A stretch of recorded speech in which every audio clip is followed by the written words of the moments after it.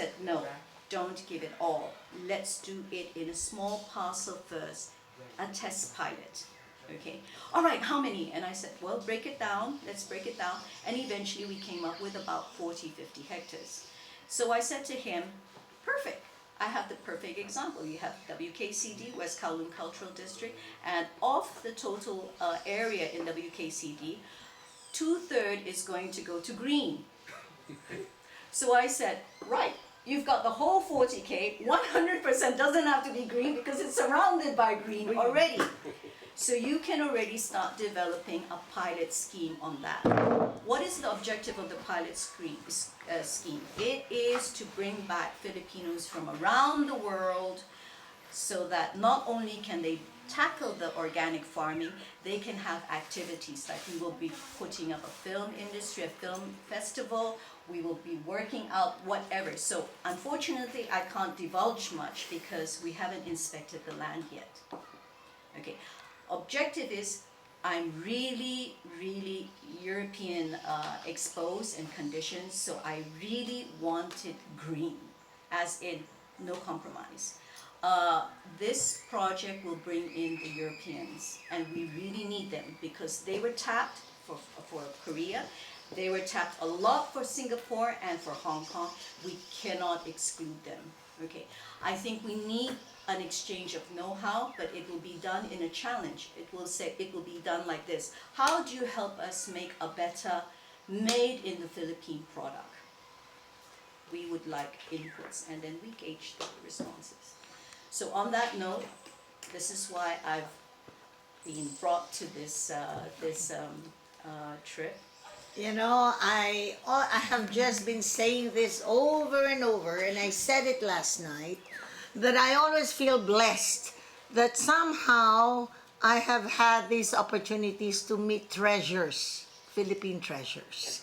Most of the ones I have met lately, just to tell you, I mentioned I came from a concert I organized yesterday. She was a concert pianist in Ulm for 40 years. She has been concertizing all over Europe and even in the States and in Singapore. But she never performed in the Philippines, never performed in La Union. And she wanted to show that, you know, I'm appreciated abroad. I want you to know what they appreciate in me. And so I was mayor then, but she said I cannot play without a grand piano. So I bought a grand piano when I was mayor from the city, and it's now with the province, and that is where it goes wherever she plays. She has been doing concerts until I said, you know, I think we have already overtapped. They now have donors fatigue for piano concerts. Can we do it now for educational reasons? So that the principals, the teachers would now be uplifted to classical music. So they would also know Chopin. And then when they hear the tune, oh, we know that, but we didn't know it was Chopin's, no? So anyway, that's what we've been having, and we've been having fundraising. We also now have one who was a psychotherapist. She lives next door to where we were yesterday, the sister of the mayor of Bacnotan, a psychotherapist of Stanford University, and was in the States for 40 years. She comes back to retire, and I said, why don't we now help the guidance counselors of La Union? And we've been having it. You mentioned Austria. One Austrian marine biologist came, a daughter of a friend of a friend. She fell in love with the surfing area of San Juan, and so she has now been with us as a consultant, and we launched the project Cure the Sea. Children understand and respect the environment, the sea. We brought the almost 2,000 children last year, graduating students in elementary. They are given a lecture on marine life. They're given a vest. I mean, they put on a vest then, and they, with the snorkeling gear, they now get to enjoy the marine life. So they will stop dynamite fishing. So this is the only way we can take care of the sea. We are launching Cure the Mountains. Children understand and respect the environment. The mountains will bring them here for the summer, more for reforestation and learning to take care.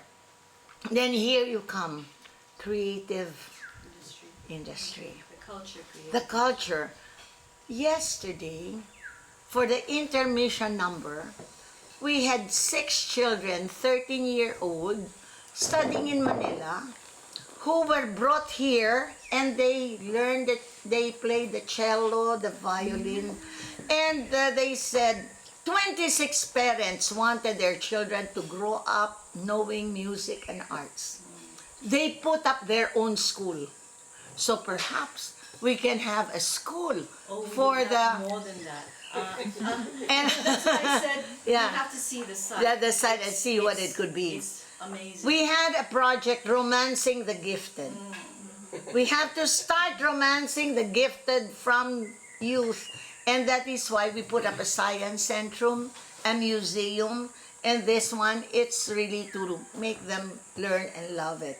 And so, as I said, I was just telling them how lucky we are to now meet you, the treasures that will help the Philippines. I am reminded, you talked of cooperativism. In Japan, where cooperativism started, and I was impressed by this story. He was a son of a landlord, and he didn't know anything about farming. The parents did it, and there were people who helped. But during the war, all of those helping the land died. He was a survivor, so he now had to till the land. After a time, and this is in Owita, he calls the people of Owita and said, he said, I was blessed to have an education. I realized if you inherit land and you have education, you can be richer. But a person who has land but does not have an education will lose that land. But a person without land, without education, will forever be poor. So he said, I don't want to be rich alone. I want us all to be rich together. So listening to you, from a person who denied the Philippines in her early years, and is now coming back and saying, how can I help the Philippines? Is really something, it's really music to our ears. And then we say, it's not the money, but we want that the whole Philippines will regain the stature that it used to have. We were able to do it then, so why can we not do it now? And I'm glad we have so many of you who can do it, help each one, and in our own little way, help each other. I want you to know that I was also invited to Ordos in Inner Mongolia. I was there. You were there, and you know what they do? They invited us for? They said, we want to put up an eco-green city. Help us, give us ideas. Money is not the problem. Just give us an idea. And then I told them, have you been to Hammarby? Hammarby is a place in Stockholm. Yes. And they had this place which they had for the Olympic Village. But they lost in the bid for the Olympics. So what do you now do with the land that you have prepared? They came up with a sustainable community, which they thought would be for the retired people. Turns out to be now for the young couples. No garbage trucks going around. Everything underground. Everything segregated. People living there know how to segregate. They don't throw garbage every which way. And every time I go to Hammarby, I always say, when can we educate our people so that they would know the basics? I used to live in Stockholm. In Stockholm. So Hammarby now. And do you know that I was in Stockholm again last January? While Hammarby is a success, they did not wait for that. They are now having a bigger, better Hummer-B. So it's a continuous innovation, a continuous improvement. And I guess it will be hard for us in the Philippines because to start it off is the hardest.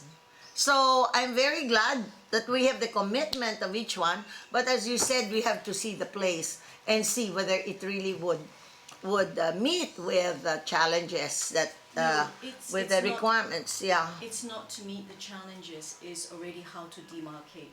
I see. Okay. Because we've already started, we move very fast, and Joey knows that. Okay, so I do you want to continue the discussions in Baknotan? Yes, the relatives of the Okra members are waiting. Are already there. Okay, we can continue.